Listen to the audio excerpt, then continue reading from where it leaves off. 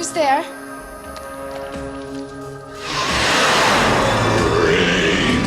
Welcome to WatchMojo, and today we're counting down our picks for the top 10 brutal deaths in zombie movies. What do you think?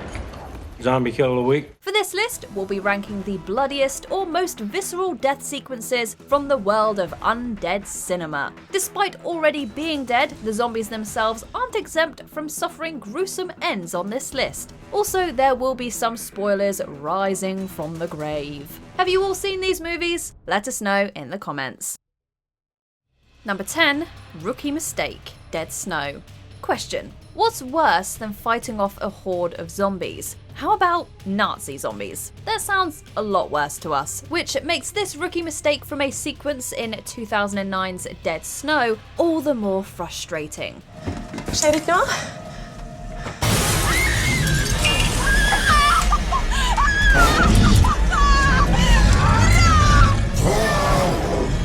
You'd think that characters in a movie involving the undead would have learned not to leave their backs vulnerable to attack from an outside window, but that's exactly what happens to Erland around the midpoint of the film. His brutal demise certainly doesn't seem pleasant, but it probably could have been avoided with some common sense. I saw his created it on the beach. Number 9. Be careful what you wish for. Death Dream, aka Dead of Night. Hey, did you know that Bob Clark, who directed A Christmas Story, also had a wild career in horror and exploitation films? Are you two alright back there?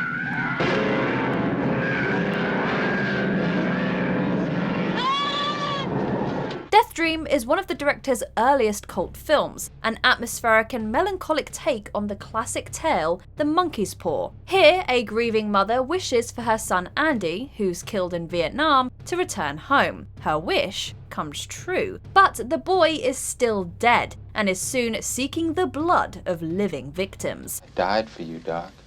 Why shouldn't you return the favor? The scene where Andy attacks a doctor is made all the more powerful by intercutting the graphic attack and bloodletting with shots of Andy's father looking at baby photos of his son. It makes Death Dream feel just a little bit more impactful, thanks to this emotional connection. Ellie, hold up! You owe me something, Doc.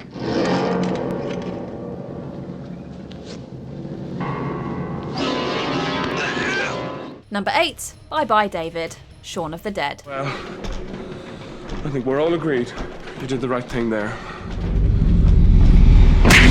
2004's Shaun of the Dead is a brilliant send-up of established zombie movie tropes, while also celebrating those tropes the whole way. One of those tropes is the inclusion of a particularly nasty death, with the victim, in this case, being the overbearing and annoying David. Lizzie, how can you put your faith in a man you spectacularly binned for being unreliable? A man whose idea of a romantic night spot and an impenetrable fortress are the same thing. This is a pub. We are in a pub. What are we going to do? I'll get around it. Personality flaws aside, we don't really think for a moment that David deserved the level of violence presented here, as he's very literally torn apart by a zombie horde.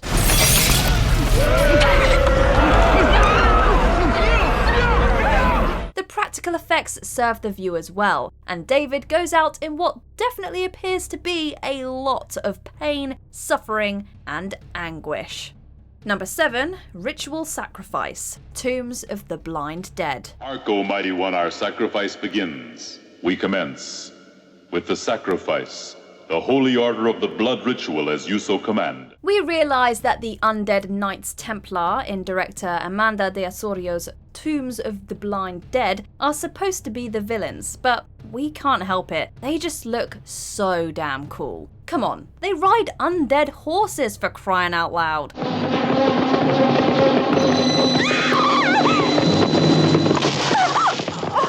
Seriously though, these blind dead monsters do go for the jugular, such as when they appear in a flashback to offer up a ritual sacrifice. They torture a screaming victim before feasting upon her blood. Later, the now undead Templars corner another victim and attack, drawn by her screeching cries of terror.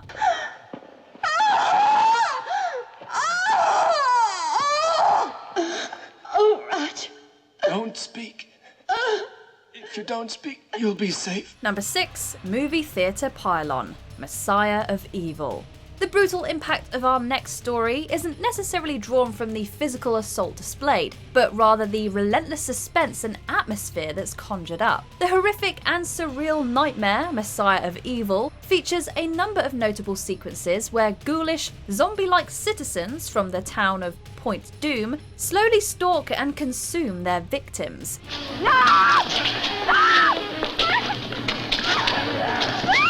The first, occurring in a supermarket, features former Price is Right model Anitra Ford, while the second, which takes place in a movie theatre, is even more harrowing.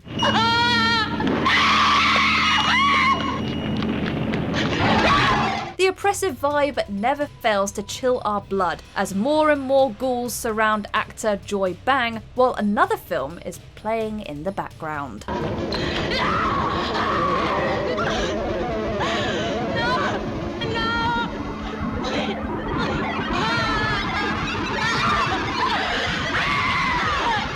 Number 5. Death by Tarman, The Return of the Living Dead. The Return of the Living Dead is a near-perfect distillation of pure horror and totally successful comedic beats. How else can you explain a sequence wherein a group of new wave punk rockers encounter an undead beast, colloquially known as the Tarman?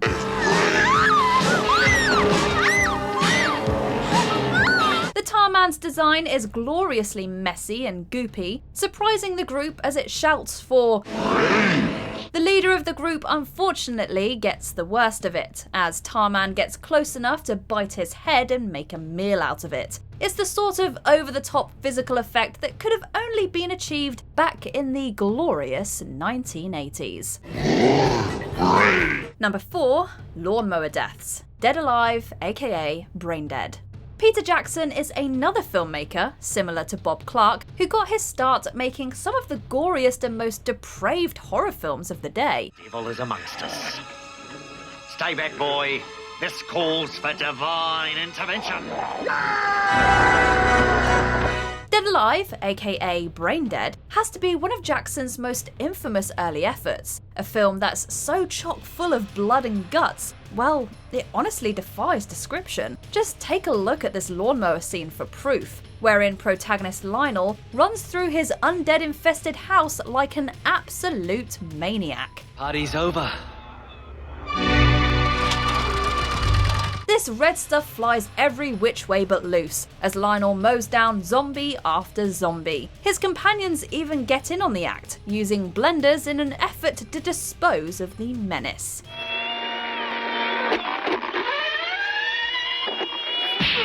Number 3. Choked Down, Day of the Dead. Director George A. Romero is, rightfully so, considered by many as the king of the zombie film. As a result, he helmed some of the genre's most memorable death sequences, from the shocking outdoor feast from his original Night of the Living Dead to the apartment onslaught in 1978's Dawn of the Dead. No one did it quite like George. Day of the Dead might feature one of Romero's most notable scenes, however, where the villainous Captain Rhodes finally gets his comeuppance at the clawing hands of a zombie horde.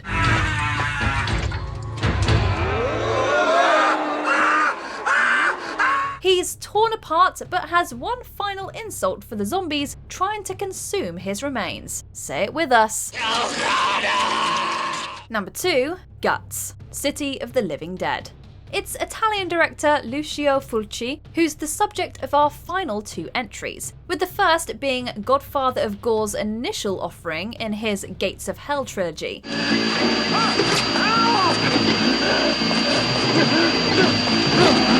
City of the Living Dead features a number of memorable death scenes, but the most infamous has to be what befalls poor Rosie. This place gives me the willies. Oh, Rose, go on. You're not a little child now. You don't really believe in that stupid Salem witch stuff, do you? No, of course not. Actor Daniela Doria reportedly went the extra mile for her scene. That's because it's long been alleged that Doria partially swallowed actual organs for the scene, where her character spews up her insides. We obviously can't show it here, but some other reports do claim that Fulci used a bust of Doria for the scene. Still, it's gross either way. we continue, be sure to subscribe to our channel and ring the bell to get notified about our latest videos. You have the option to be notified for occasional videos or all of them. If you're on your phone, make sure you go into your settings and switch on notifications. Number 1. Splinter. Zombie, aka zombie flesh eaters. It doesn't matter whether horror fans know Lucio Fulci's 1979 horror film as Zombie, Zombie 2, or Zombie Flesh Eaters, because it's highly likely that they've seen at least one of its infamous scenes. Maybe it's the commercial crossover moment wherein a zombie fights a shark, or maybe it's the unbearably brutal death scene of Paula.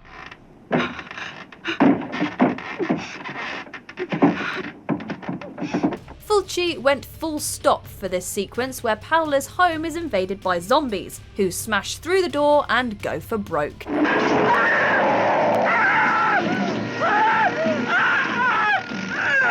They grab her face and pull it, slowly and ever so close to a sharp, jutting splinter in the door. The splinter goes in, and we're left with one of the most infamous scenes in zombie movie history. Did you enjoy this video? Check out these other clips from WatchMojo, and be sure to subscribe and ring the bell to be notified about our latest videos.